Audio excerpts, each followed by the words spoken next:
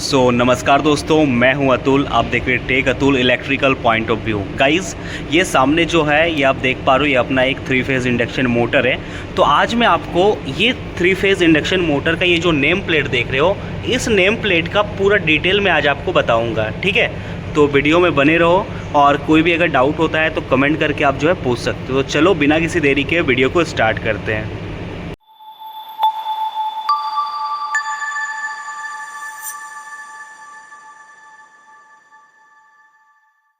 Okay, so guys, यहाँ पे आप देख पा रहे हो ये रहा अपना पूरा नेम प्लेट। और मैं आपको आज डिटेल बताऊंगा कि आखिर इस नेम प्लेट में आपको क्या क्या देखने को मिलेगा। ओके, जो कि मोस्ट इम्पॉर्टेंट है, आपको मैं बिल्कुल डिटेल से बता रहा हूँ। ठीक है, तो हर एक बात को जो है ध्यान से सुनिएगा और जो भी कुछ डाउट हो तो कमेंट करके आप जो है पूछ सकते हो। तो सबसे पहले यहाँ पर आप देखोगे तो यहाँ अपना है V। ये V क्या बता रहा है कि ये वोल्टेज का रेंज बता रहा है कि इस अपने पूरे मोटर को चलाने के लिए हमें वोल्टेज का रेंज कितना रखना पड़ेगा। तो ये 415 वोल्टेज अपना रहना चाहिए।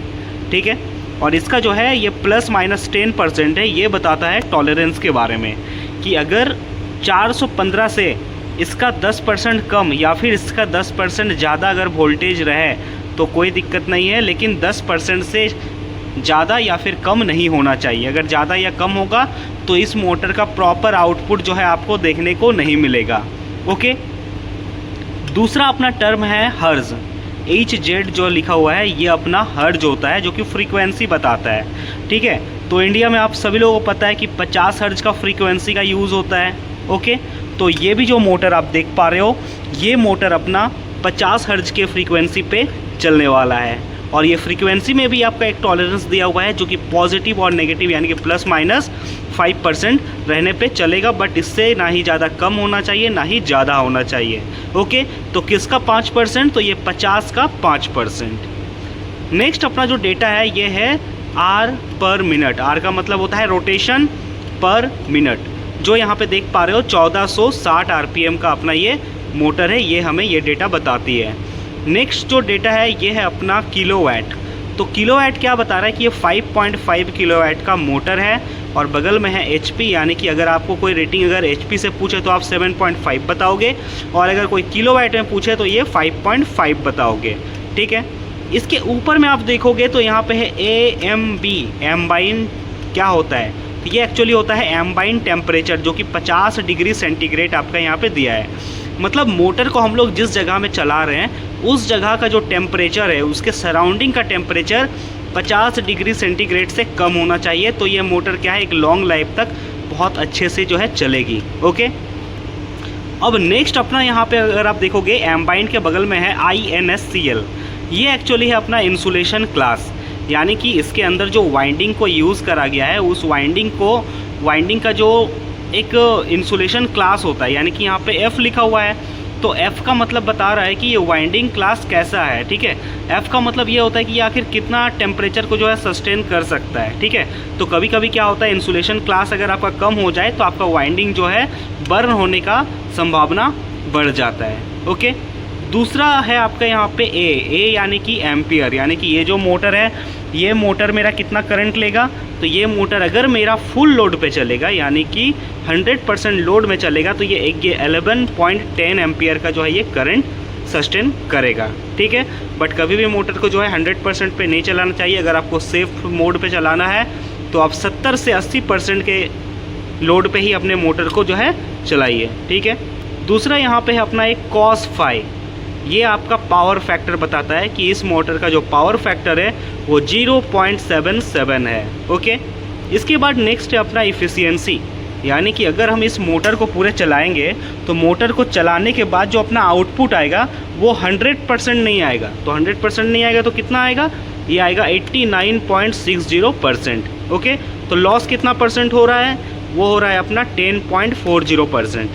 उसके बाद नेक्स्ट है ड्यूटी हमें ये बताता है कि आपका ये जो मोटर है, ये मेरा मोटर कंटिन्यूसली कितने घंटे जो है रनिंग रहेगा। तो S1 जहाँ रहता है इसका मतलब होता है 24 आवर जो है ये कंटिन्यूअस चल सकता है बिना रुके हुए। और घरों में अपना जो पंप यूज़ होता है उसमें आप देखना S1 नहीं, वहाँ पे दूसरा डेटा लिखा हुआ रहता है। ओके, इसके ऊपर आप जाओगे तो लिखा हुआ है IP55। तो आईपी का मतलब होता है इनग्रेस प्रोटेक्शन। इनग्रेस प्रोटेक्शन क्या होता है कि जैसे कि ये मेरा पूरा एक मोटर है, अब ये मोटर जहाँ पे फील्ड पे चलेगा वहाँ तो मेरा डस्ट भी रहेगा, ठीक है। डस्ट के साथ क्या है, वहाँ पे जो है पानी भी इस पे लग सकता है। तो ये मोटर इंसुलेशन क्लास से हमें ये समझ में आता है कि इसके रेटिंग से कि अपना अगर ये मोटर डस्ट अगर इसमें लगता है या फिर पानी लगता है तो क्या यह मोटर मेरा इंस्टेंट ख़राब हो जाएगा क्या। तो ये जो है इसके रेटिंग से पता चलता है। और अभी आप ये रेटिंग का जो है पूरा चार्ट देख पा रहे हो, ठीक है।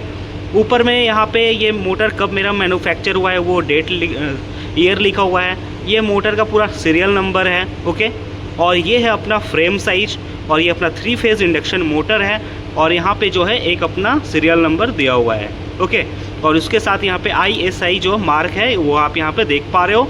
और ये IE3 का मोटर है, यानी कि एनर्जी इफिशियंसी 1 होता है, 2 होता है, 3 होता है, 4 होता है।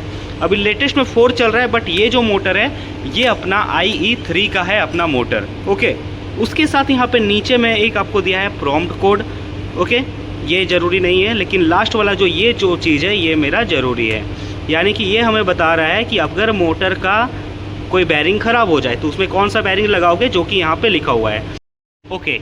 अब जो मैं ये बता रहा था ये अपना ड्राइव साइड का बैरिंग है, जिसका नंबर है 6208ZZ-C3, और ये अपना जो है 6208-2ZC3, ठीक है।